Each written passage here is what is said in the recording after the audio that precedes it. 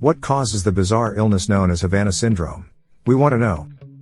Beginning in December 2016, a CIA agent stationed at the U.S. Embassy in Havana began showing signs of a mysterious illness that affected his hearing and vision. As more agents at the embassy began falling ill, the term Havana Syndrome was born. Since then, U.S. diplomats, spies, and officials across the globe have experienced the syndrome, which often starts as an intense ringing in the ears. Government agencies have speculated that Havana Syndrome was nothing more than mass hysteria, while medical personnel wondered if those who fell ill were suffering from concussions. Despite a great deal of research into the phenomenon, what, or who, causes Havana Syndrome is not publicly known. Although Havana Syndrome began as a handful of cases in Cuba, more than 200 U.S. officials have reported contracting the syndrome. The illness is also not unique to the U.S. Embassy in Havana, Cuba.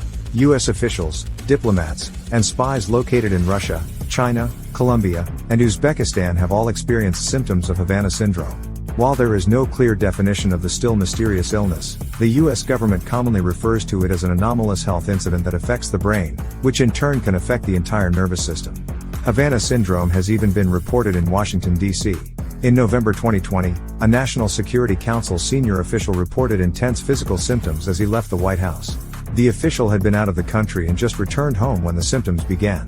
The official told The New Yorker about his symptoms. In a matter of about 7 minutes, I went from feeling completely fine to thinking, oh, something's not right, to being very, very worried and actually thinking I was going to die. Symptoms include dizziness, nausea, headaches, vertigo, and vision problems. In the earliest cases of Havana Syndrome, the chief complaint was a persistent ringing in the ears, which caused severe headaches. As the syndrome has spread, symptoms have expanded to include vertigo, nosebleeds, brain fog, tinnitus, loss of vision and hearing, and loss of muscle control. Some officials have reported losing the ability to read or drive a car as a result of Havana Syndrome.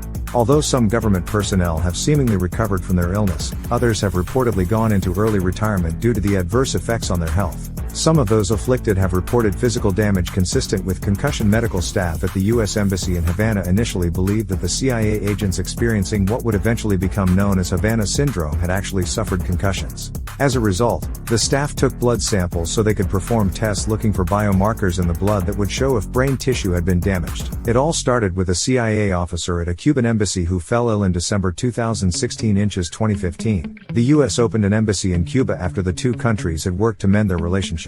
Within a year, a member of the CIA stationed at the embassy began experiencing bizarre symptoms that they couldn't explain. The agent's illness was kept secret, but as more embassy staff in Cuba became ill, the term Havana Syndrome was coined. Although the U.S. reportedly suspected a sect of the Cuban government to be at the root of the problem, the theory lost credibility as U.S. officials in faraway countries began falling ill.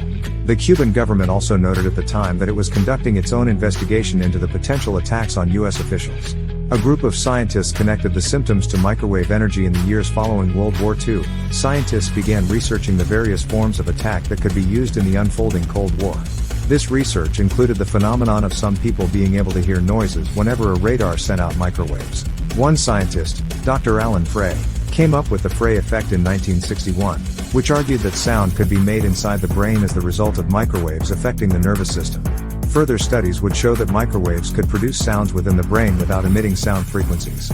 Further research into Havana Syndrome has also revealed that it wouldn't be the first time microwaves were used to target U.S. diplomats. In 1976, staff at the U.S. Embassy in Moscow learned they had been exposed to low-level microwaves for decades. The State Department reportedly knew about the microwaves but kept the situation top secret for nearly 25 years. Some officials are convinced Russia is somehow involved as more U.S. officials began experiencing Havana Syndrome. Some reportedly began wondering if Russia was responsible. Former National Security Advisor John Bolton and his deputy, Charles Kupperman, reportedly suspected Russia, and possibly China, of being involved with the strange noises and blasts of energy that coincided with the onset of Havana Syndrome. Even when you feel low, you can still go. Even when you feel slow, you can still go. Even when there's no hope, you can still go. I never answer to no, man, I still go.